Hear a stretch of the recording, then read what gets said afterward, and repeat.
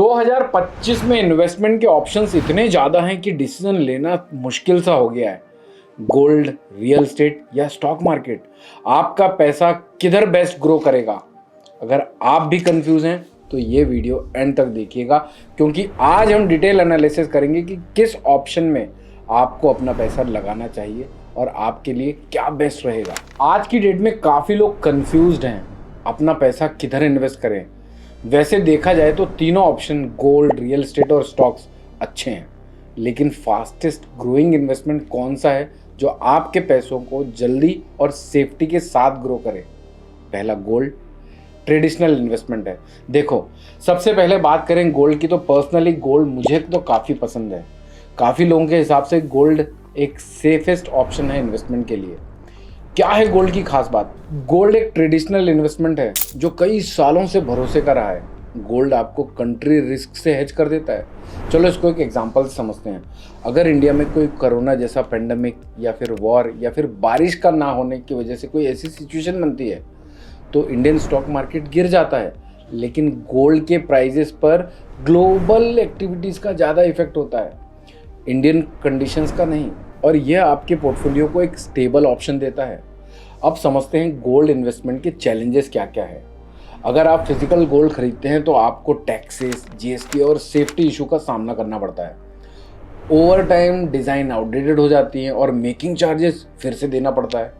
इसके सॉल्यूशन क्या है? इसमें इन्वेस्ट करने का एक बेस्ट तरीका है सॉवरेज गोल्ड बॉन्ड्स।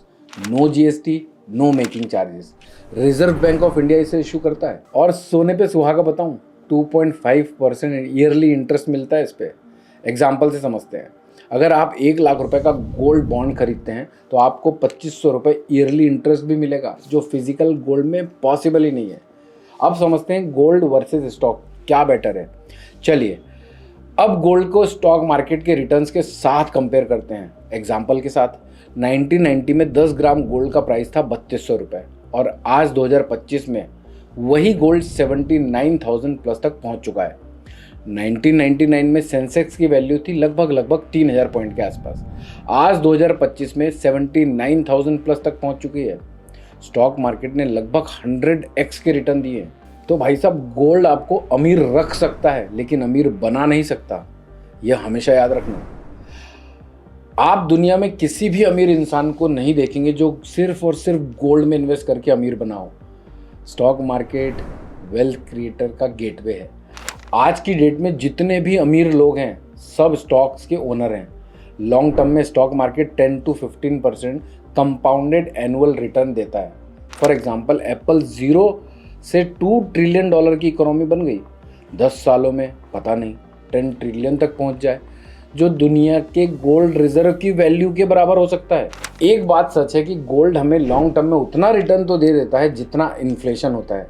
इसीलिए गोल्ड एक सेफ्टी नेट है, इन्वेस्टमेंट ऑप्शन नहीं। पोर्टफोलियो डाइवर्सिफाई करना चाहते हैं, गोल्ड और स्टॉक में अपने फंड्स को डिवाइड कर दीजिए। अब बात करते हैं रियल एस्टेट की। रिटर्न्स के प्रोस्पेक्टिव से स्टॉक्स और गोल्ड बेटर ऑप्शन है, लेकिन रियल एस्टेट में लोग ज़्यादा पैसा लगाते हैं। क्यों? क्योंकि ये ट्रस्टेड ट्रेडिशनल इन्वेस्टमेंट है। इसको एक एग्जांपल से समझते हैं। अगर एक मिडिल क्लास आदमी के पास 50 लाख रुपए हैं तो वो स्टॉक्स में लगाने की हिम्मत करेगा नहीं, लेकिन फ्लैट या लैंड लेने में ज़रूर सोचेगा। अब समझते हैं रियल एस्टेट में चैलेंजेस क्या क्या हैं। अगर आपने 1 करोड़ रुपए की प्रॉपर्टी ली तो उसे आप कल की कल तुरंत बेच नहीं सकते, लेकिन अगर आपने 1 करोड़ रुपए स्टॉक मार्केट में इन्वेस्ट किए हैं तो आप कभी भी उसे इजीली लिक्विडेट कर सकते हैं। रिटर्न के प्रोस्पेक्टिव से भी समझते हैं। स्टॉक में ज़्यादा ग्रोथ है और लिक्विडिटी होती है। रियल एस्टेट ट्रस्टेड और स्टेबिलिटी के लिए अच्छा है। कंक्लूजन क्या कर सकते हैं भाई? Where should you invest in 2025? Gold की अगर मैं बात करूं तो सेफेस्ट ऑप्शन है, लेकिन रिटर्न स्लो है। डाइवर्सिफिकेशन के लिए ठीक है। Best for safety cautious investors. Stocks high growth potential, compounding का मैजिक और वेल्थ क्रिएशन का सबसे बड़ा जरिया। तो स्टॉक्स में इन्वेस्ट करना किसके लिए बेस्ट है? जो लॉन्ग टर्म में वेल्थ क्रिएट करना चाहते हैं। अब बात करते हैं रियल एस्टेट की। ट्रस्टेड है, स्टेबल भी है, लेकिन लिक्विडिटी और हाई रिटर्न्स के लिए आइडियल नहीं है। किसके लिए बेस्ट है? जो लार्ज स्केल में इन्वेस्टमेंट करना चाहते हैं। तो फाइनली अब हम कंक्लूड कैसे करें?